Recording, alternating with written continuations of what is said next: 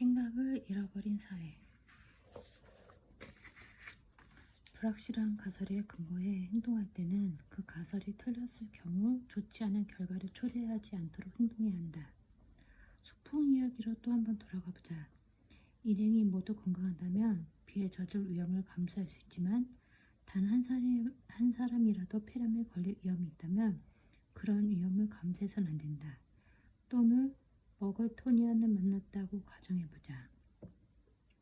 그와 논쟁하는 것은 정당화될 수 없다. 왜냐하면 머글토니안을 창시한 로드윅 머글턴의 그의 추종자들이 생각하는 만큼 위대한 인물이라면 큰 해는 없을 것이기 때문이다. 그러나 그를 화형에 처하는 것은 정당화될 수 없다. 산채로 사랑을 불에 태우는 해악은 신학의 어떤 명제보다 더 확실하기 때문이다. 물론 머글토니안이 너무 많고 강신적이어서 당신이나 그들 중 하나가 죽어야 한다면 문제는 더 복잡해지겠지만 일반적인 원칙은 변하지 않는다.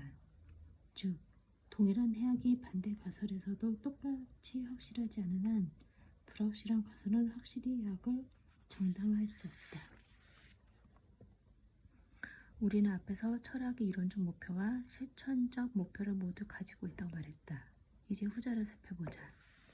고대 철학자 대부분은 우주에 대한 견해와 최선의 삶의 방식에 대한 교리 사이에 밀접한 관계가 있다고 생각했다. 그들 중 일부는 후대의 수도회와 어느 정도 유사한 종교단체를 설립했다.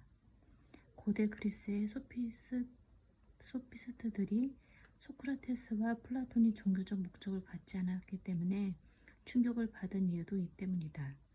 만약 철학이 일반인의 삶에서 중요한 역할을 하려면 특정한 삶의 방식을 옹호해야 한다. 이렇게 함으로써 철학은 종교가 해온 일의 일부를 해내려고 노력하는 것이다.